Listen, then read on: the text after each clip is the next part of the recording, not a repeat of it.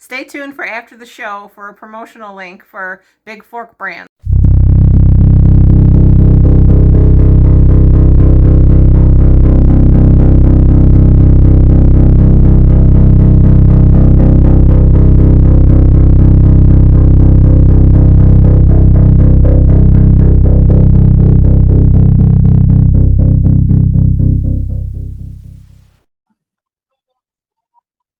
Hey, ladies and gentlemen, do not adjust your cameras. We have lost a few of the girls, so one went to dog sit and the other one went to bed. She was falling asleep over here. I don't know if you saw, but so we are back here on JK'z Rewatchable Hour. We are just making talk with obviously George. If you missed part one a week ago, his mother-in-law passed away, and we're just sitting here just making conversations, getting his mind off it, and it may or may not see his wife in the background again. She did make a cameo real quick, but so if she does, I'll point it out. So we're back, George. We're talking about some stories with your mother-in-law, and you were just sharing in the first half about the first time you met Jennifer and her. You watched Superman 3 on Cinemax. Yeah, yeah, And yeah, so, yeah. We went down there, watched a movie for a couple hours. However long that movie is, and then whatever, had snacks and whatever. And then when it was over, she brought us home, and it was a Sunday. I remember it was a Sunday, and she was going to drop Jennifer off at her house, which was, like I said, it's closer to what I lived to my in-law, what we lived to her parents' house now. But not much closer. We're probably about 800 feet away from their house now, and we were probably 200 to 300 away where I used to live. okay. It's weird. It's weird to explain. It's like a triangle block is what it is. And they live on the curve of the other side. But now we live on the same block. Like before, we actually lived on the other side of the road. If you go out their back door and across the yard, there's a creek, like a small creek that comes from just the drainage water. The ditch goes under the road. The ditch goes to a culvert under the road, and then it makes a creek right behind their house. So basically, the creek and a road separated our houses, separated our yards. Yeah, so I knew her, but I didn't see her again until that summer, right after I had turned 13. And it didn't take long. Easily within a year, we were close friends, and probably within 2 years, we were like best friends. I mean, we couldn't, we told each other so many things. We always talked, and on the block, we actually had a decent amount of kids for a country set-in, for being out in the country. We actually had a lot of kids that lived in the area, but there were only 3 girls. Well, technically 4, but my youngest sister is 11 years younger than me. So, when I'm 15, she's 4. So of the girls around our age, there was only 3 of them. And I'm not going to mention names of who lived around us. Most of them, if not all of them. But as you're one of the girls, and one of them was pretty much the girl that if you did anything, she would probably beat you. Okay. Yeah, she would probably beat your ass. So, and I don't want to say this and be rude, but my stepsister was a much larger girl. You know where I'm going with that. I'm not trying to be rude. She knows, she's always known she was a bigger girl. So a lot of the guys, would try things, and Jennifer would always come to me. I would be the one that would kind of knock them down a notch and whatnot, even though you might be surprised when later I tell you who one of them was, and you'll be like, there was a time you could do that? Yes, there was a time I could do that. I probably could now because his health has deteriorated a little. But in his prime, probably not. Yeah, I think I know who you're talking about. But yeah. But I mean, I would say post-military, I probably could have done something because I learned things, because I learned different things. But probably in his prime, before the military, I probably could not. But this was before his prime, so I was able to. But yeah, and we just built a friendship, and her mom was, always there. I was, when I could go over there, my childhood, I wasn't allowed to do a lot of things, but, her mom was always there, always whatever she could do, she would do. And then I just kind of grew up around, the middle part of my childhood, or the end of, I guess you'd say the end of my childhood. I grew up around them, and we just, we were all friends. But me and Jennifer built a friendship that was just, it was just best friends. I mean, we hung out all the time, and it expanded, into later years. And then I'd say she was the last person I saw friend-wise before heading out for the military. But technically, it was her and the girl she was living with. She was living at her parents' house, at this other girl's parents' house, at the same time. So I saw both of them. But the main reason I went up was Jennifer, because she was my best friend, and I would say that technically and actually I don't think I saw him because I think he was in bed. Another friend of ours was staying with me at my grandparents' house, but I think he was asleep when I got home that night. So he might not have been. I'm pretty sure she was close to the last friend I saw before getting on a plane and heading out for the military. And then each time I came home on leave, I would see her. Less and less each time, though, but for different reasons. The first time, saw her a lot. I only actually came home 3 times before I came home for good. First time I came home, I saw her a lot. Second time I came home, we spent a couple days together, but not as much. And then the last time I came home was a strange time. Everybody had been telling me how gorgeous the weather was, and I knew in June that I wasn't gonna get. I probably could have. I guess they didn't explain it to me that I could have taken a longer leave on my way from Germany to Texas, but I didn't know I could. I thought in June I was going to be leaving Germany and heading to Texas, transferred to Texas, and I thought I was going to have to go straight there. But apparently I could have taken 30 days. Oh. And come home and then gone to Texas. But I didn't.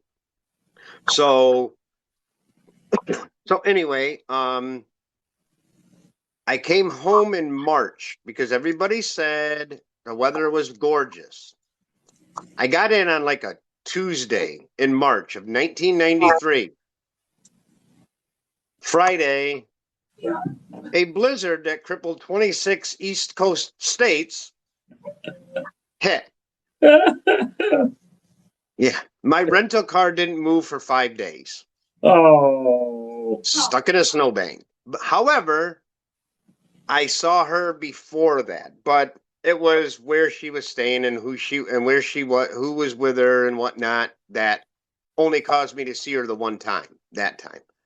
But we had talked on the phone many times. Like, I actually called her. I didn't even have a unit. I wasn't even in a unit in Texas yet. I got to El Paso, and I was actually in. They just have these buildings for new people coming in before they select what unit you're going to go to. You do like orientation and whatnot. I literally called her. I know I called her before I even knew what unit I was going to go to. And I talked to her many times. So now, an interesting part of the story. In June of 1994, I was coming up on discharge. Nobody knew. I was going to reenlist. I was going to reenlist and stay in the military. But I didn't like the unit I was in. Now, I like some of the people, and I didn't mind, but I was brought, when I was in Germany, I was in the infantry, and we were military. I mean, we were, gung ho, military guys. When I got to El Paso, even though it was part of the cavalry, they were kind of relaxed. It was like a relaxed unit. I'm like, I don't want this. I want out. I want to go. And I said, if I reenlist, can I transfer somewhere else? And they said, if you reenlist, you'll probably stay here for at least another year. And I'm like, yeah, that's not happening. I'm not staying another year. So June 30th was officially my last day. June 30th, 1994 was my official discharge. I didn't tell anybody I was being discharged. I can't say that. I did tell one person, but I told one person only because I knew that they didn't really have contact with a lot of friends or my family or none of that. Just so that way I had a place to go. I had bought a car while I was in Texas. So let's see. We left. I say we. I had a friend who was in my unit, had gotten a 4-day pass for the 4th of July weekend. He wanted his car in Texas. He lived in Georgia. His family said, his father, mother, and daughter and sister said, we will meet you. And they picked a place about halfway, which was just south of Dallas, Texas. Now, you're thinking, and I know a lot of people are thinking, well, Dallas, Texas is halfway from Georgia? Yes. I'm telling you, from El Paso to Dallas, it is an 8 to 9 hour drive. Oh, wow. And you've been in one state. Okay. It is 8 to 9 hours. And then from Dallas, it's another hour till you hit the border. So from border to border across the central part of Texas, it'll take you 9 to 10 hours to get across Texas. So we made plans. We're going to meet them Saturday morning at 10 o'clock. We left Friday, July 1st. And we made it till about 1 o'clock. We left about 10 o'clock in the morning. We made it till about 1 o'clock. And it was so hot out in the desert that we said, you know what, we're not meeting. I said, you know what, we're not meeting your parents till tomorrow morning, right? He goes, yeah. I'm like, but he said, if we get to Dallas, the plan was if we get to Dallas, their hotel room was reserved for Friday through Monday. I said, I know the hotel is reserved now. I said, however, let's get a hotel room at the next town. We will chill out and we'll sleep and we'll have them wake us up after dark. Oh, And okay. we'll drive at night when it's only 85 degrees instead of 105. Right. So we did that. And then we ended up, that was just an interesting part of the story. But the best part of that part of the story was about 3:00 in the morning, Saturday morning. We were hungry. We had not eaten. We probably ate about 6:00 at the hotel. We ordered pizza or something at the hotel. Or maybe we just ordered something from the hotel. I don't remember. But we ate at the hotel probably 6:00. So now it's like 3:00 in the morning and we're starving. And I see this sign that says at the next exit, just off the interstate, there's a 24-hour restaurant open. It was a family restaurant is what it said. And we're like, all right, we stopped. Now, everybody keep in mind, this was 1994. We went in and we walked into the restaurant, we sat down and the waitress came over and I looked at the board and I was like, I saw the special. I was like, do you still have some of that? And she goes, yeah. And I said, okay, we'll take it. Now, the special was homemade Salisbury steak, mashed potatoes and gravy, and corn. They brought us out one of the middle-sized plates with like a huge mound of mashed potatoes covered in gravy, a small cereal bowl of corn, and that it wasn't out of a can or it wasn't frozen. This was literally off of the cob. They cut it off the cob right there. And a regular sized dinner plate that had the Salisbury steak on it filled the plate, and it was about inch to inch and a half thick. I immediately said to her, I was like, you have carry out trays because there is no way I am eating this. And she said, yes, we do. It was $6 for that. It was $6. I I'm remember like, oh my God. in a previous episode or something, you told everybody. Yes. Yes, yep. Continue. Yeah, that was, oh my God. It was basically like you went to somebody's house and that's what they made. You know, it was definitely home cooked. It was made with love for sure.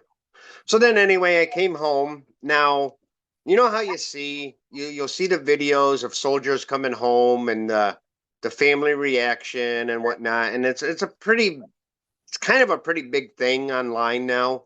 Yeah. Well, before it was a big thing, me and Jennifer have that moment. It's just not on film. Aww. I came home and like I said, I hadn't told anybody. I pulled into my grandparents' driveway, and my mom was there, and they looked out and there goes, whose car is that? And they looked out and they realized it was me, and and I had that reunion. Probably the next day, this was the 4th of July. I got home on the 4th. Because I stayed in Dallas, just south of Dallas, until like 10 o'clock Saturday night. And then I drove all day Sunday. I drove the rest of the day Saturday, all day Sunday, and the morning of Monday, the 4th. A couple days later, I went over to Jennifer's parents' house. I knew she lived there. And I found out she was not at home. She actually was over with the one cousin I told you that lived in Groton. She was over to their place. But my now mother-in-law said, we're going over there on Thursday. This was probably Tuesday that I went. So my second day home. She said, we're going over there Thursday or Friday. It was one of those two. And she goes, if you want to ride along. I didn't know that my mother-in-law had this secret plan that we arrived before Jennifer and her cousin's now wife, they're married now. They were just dating at the time. Before they arrived, we arrived at, would be my mother-in-law's sister's house. So we arrived there. And then when they pulled in, my mother-in-law, my now mother-in-law said, go into the living room. Like, okay, why am I going in the living room? The front door is right there. She's going to walk through that door. They said, no. She said, no, go into the living room. I want to surprise her and whatnot. So I went into the living room, and my wife, my now wife, had apparently knitted her a blanket. And she said, well, let's go see what it looks like on your aunt's bed. Of course, Jennifer is kind of like, what does it matter what it looks like on my aunt's bed? It's supposed to go on your bed. It took forever for them to get her to come into the living room. Once she came into the living room, she saw why. And Jennifer had before she walked into the living room, had no plans on going home that day. She ended up coming home. Oh, She came home to, hang out with me. And it wasn't long after that, we got together, but we did break up for a little while, but then we got back together after the house fire I was in. We did get back together, and then very short, I'd say pretty short engagement. We got engaged on Christmas, and we were married by that June. So 6 months, not even 6 months. So yeah, it was just, it was just interesting that we had that moment before that moment became popular, became the thing that everybody watches, and your mother-in-law had a hand in getting her daughter and you together. I don't know together. She knew how, I think she knew how we felt about each other. We had felt that way about each other for a long time. For a while, I kind of agreed with Jennifer, because when the subject was brought up, actually by my stepsister had brought it up, and we were teenagers at the time. When my stepsister had brought it up, Jennifer had said, my problem is if we date and then we break up, will we still be friends? Mm-hmm. That was, and then I was like, okay, that's agreeable. I understand that. I wouldn't, and actually we weren't, after we had broke up, we weren't close. We didn't talk that often or anything. And then the fire happened, and that changed everything.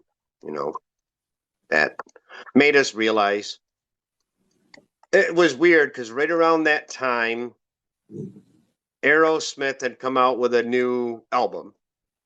One of the songs on the album is Blind Man. Okay. Yeah, like a blind man made me see, or something like that. I don't remember the words exactly, but what's weird is that a blind man made me see, help me see, or something like that. I was blind totally blind for about 5 hours, but then it took about a week or two to get my sight completely back. I burnt my eyes got flash burn when I opened the door. I did everything you're supposed to do. So I'm here to tell you guys that just because you feel the door like you're supposed to for heat, depending on the door, if the door is well insulated, you're not going to feel the heat. I opened the door. I didn't even realize when I grabbed the handle that it burnt my hand. But I opened the door and I got flashed. not with fire or nothing, just with the heat, like a heat flash. And it actually had a burn on my nose, just a little small one, and my eyes. So obviously I closed that door. Fortunately, there was a secondary way out of that room. So we were able to, we had to cross through the heat.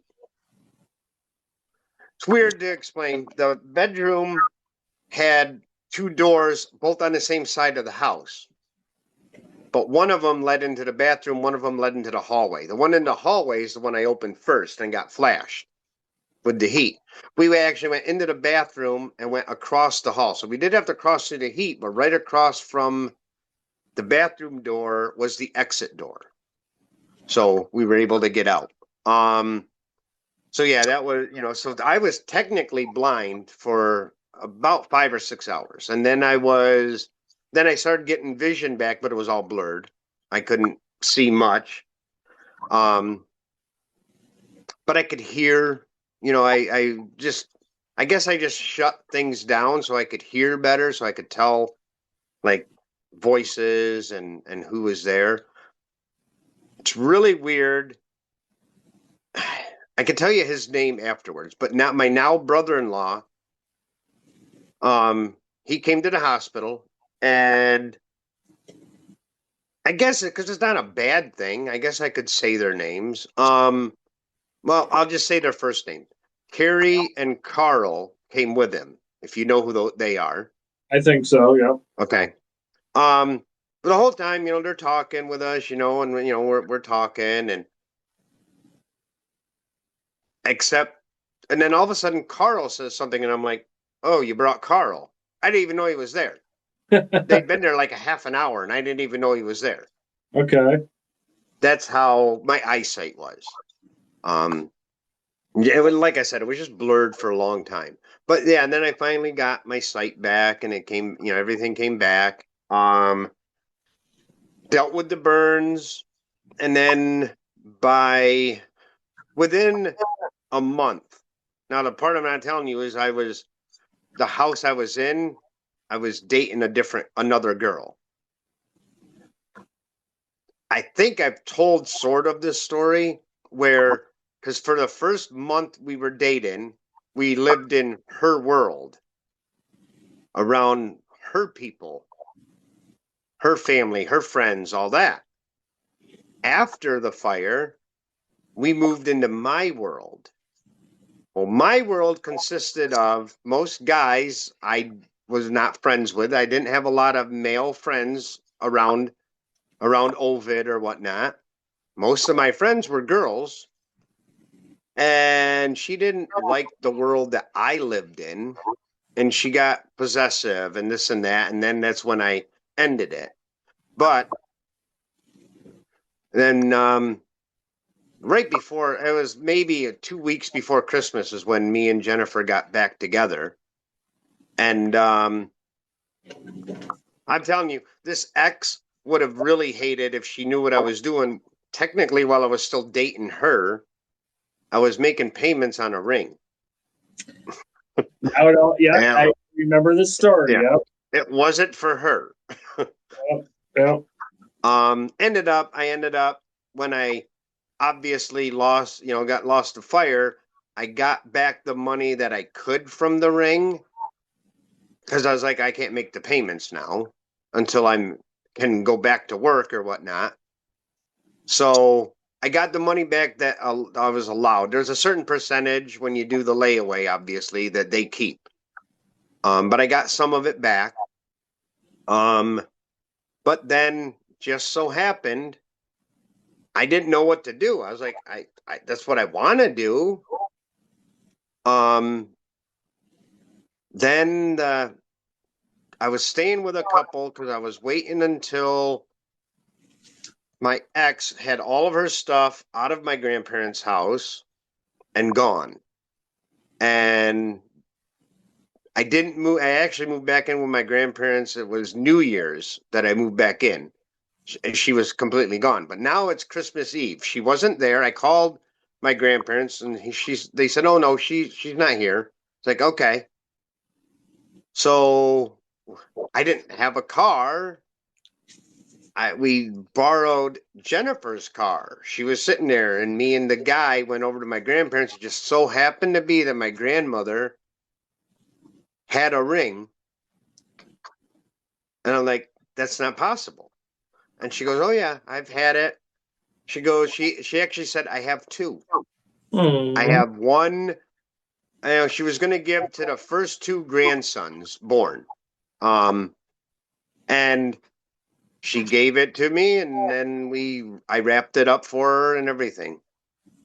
And then we got engaged on Christmas Day. And a week later, I moved back into my grandparents' house, and, you know, it was just, but yeah, I would like to say that in a way, my mother-in-law, helped out here, where she could and, did that. It was just, an interesting exchange. I mean, there was actually a time. It's a funny story, and it's how this tells you my mother-in-law's sense of humor. It was actually before me and Jennifer started dating the first time.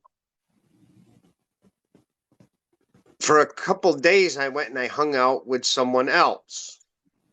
Wasn't doing anything, but I was just hanging out with someone else. And Jennifer had come home and found out that that's where I was, and she was angry and mad. And apparently, somebody else told me this. Apparently, her mother said, "What, are you jealous? Why don't you go ask him? Just go tell him." And she goes, "Oh," and they're just their little back and forth was, when it was explained to me, I'm like, "That's funny, that's funny." So yeah, that was just, that's how my mother-in-law was. She tried to be funny at times, but she was basically telling Jennifer, if you want it, you need to tell him. Right. It's been all this time that you told him you didn't want to ruin the friendship, so you have to tell him. I suppose I could have told her, but Yeah. I mean, it was just, I don't know. I always had that thought in my mind that it was never going to happen because she had said it'll hurt the friendship. It might hurt the friendship. But yeah, so, but I think, I don't know if her mother had convinced her, because I know a couple days later was when she sent her brother over to my grandparents' house and made me come over to where she was. So I don't know if that's what convinced her to make her brother go get me. I don't know. But So we got about 7 more minutes, but yeah, all right. this sounds like a 40. I'm just trying to give your age. So 35 to 40 year story. Yeah, pretty much. Yeah, because well, I guess it would be. I guess the whole thing would be 40, probably about a 43-year story, because I met her when I was 12, and this year I turned 55. So yeah, for about 43 years. So Yeah. yeah, it's and like I said, it started out we were just good friends, and I don't want anyone to think that it was love at first sight, by no means, because my wife is 3 years younger than me, so I was not looking at her like that when she was 9. That happened later. I That don't think happened later. I don't Yeah, think yeah, anybody's doing that. yeah, No. yeah. Now 3 years difference when you're 20, or whatnot, then not a big deal. 3 years different, but yeah, but it was a friendship we had built, and it just, it turned into more, which, I mean, I know so many people say, I married my best friend. I married my best friend. Did you? Did you really? I mean, she might be your best friend now. Right. Yeah. Was she your best friend? I mean, she literally was my best friend. I mean, only because it was a 12-year, it was 11, 11 and a half year friendship before we even dated. So, yeah. Yeah. So that's big difference. Yeah. Okay, maybe they are your best friend now, Yeah. but all right. Last thing about Saturday that I'm going to say, and it's funny, and we'll leave it at that note. And I've told the group this. I told the group. I don't know if it was Saturday or if it was Sunday. I told the group. While we were at the funeral home for the call-in hours before everybody showed up, as people were showing up, and some of them were just coming in for a little bit, some of them were coming in and staying and whatnot. I saw out the window. I saw first.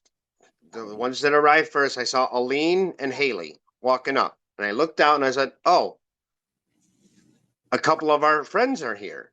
Now, I'm not standing up by my wife at this point. I'm back with the grandkids. And then you and Jennifer showed up and I said the same thing. A couple more of our friends are here, whatnot, blah, blah, blah. Now, there were two conversations about this group that my two daughters, my son, and my four nieces had during this time. One conversation was that they couldn't believe that we had friends, that me and Jennifer had friends, because growing up, as the kids were growing up, Jason, their parents, my brother-in-law and his wife, had friends the whole time. They'd, me and Jennifer never really had friends that came. We didn't have friends over. A couple of times we had Howard and his wife come over. They came over to the house, but the kids were rather young. But for the most part, as the kids were growing up, we didn't have friends over. We just didn't do that sort of thing.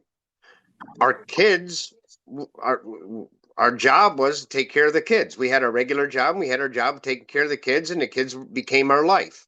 That was what we did. Well, now the kids are adults, so they said we're pretty sure your friends are imaginary and whatnot. And then they saw the friends and they're like, well. So that was one conversation they had because we had never had really friends come around. And we never went to people's houses as friends and whatnot until about a year and a half ago. It was the first time this group started hanging out and going places, meeting each other and everything. So they claimed that we had imaginary friends that we were just saying that we had friends with. The other conversation they had was about our podcast. That they'd all at least seen some of it. Now, the oldest of all the kids is my niece. She was the firstborn of the grandkids. She actually for Christmas had gotten me the cup I showed you guys that asked me about my podcast. Right. That was from her. So I knew she knew about it, even though she's living in Iowa or something like that. Wherever she's living, she had watched it. But all of the kids have seen it in one way or another or listened to it at some point. The only thing about the podcast is my daughter knows the story. She might not know it in the detail that I gave on the podcast, but she knows of the story, but she can't bring herself. My youngest daughter is the one that spoke at the wedding and at the funeral. She said, I can't bring myself to watch that episode. I'm not going to watch your story. She said, I'll watch any of the others, but I'm not going to watch that episode, which is fine. I mean, she knows the story. She knows what some of the things that happened. So she doesn't need to watch it. I mean, Mm-hmm. And she definitely wouldn't be able to watch. She can't watch our episode where I tell my story. I know she can't watch the 1 in 3 podcast because I Right. got a little bit more emotional in that one. Okay. I actually had to pause for a while, and in that one, but it was interesting. It was nice that they had the whole conversation about us, about the friends first of all, and then about the podcast that. And I think one of the nieces just found out about my solo project, the Walking Dead project, the Walking Dead files. Okay. Nice. Yeah. Nice. So I don't know if she's going to watch it. I don't know if any of them watch the Walking Dead. I know my son does. Right. My daughter used to. My daughter's the one that got me into it.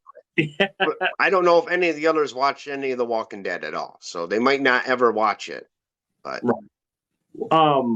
just before we go, I just want to say thank you for coming on tonight and sharing exactly what you just shared. I think that's just a testament to your surroundings, and I am very honored and privileged to me you're more than a friend. I mean, you're my family. So I mean, I just feel very, very honored and blessed that you just never know who or what you're going to meet. It's just along the way. It's just those Right. who make a difference stay. And I'm glad that I could be there for you in one of your darkest hours. So, but I just don't want to have to edit any of this up. I think this is really, really important. I think this will help somebody. But so just with that, ladies and gentlemen, I just want to thank George Muzzy for coming on. Once again, as always, this has been JK'z Rewatchable Hour. Like, comment, subscribe, and follow. And where's that stop button? Oh, and plus I want to thank Jen and Jackie. They're not here on this episode. Yeah. They left, but anyways.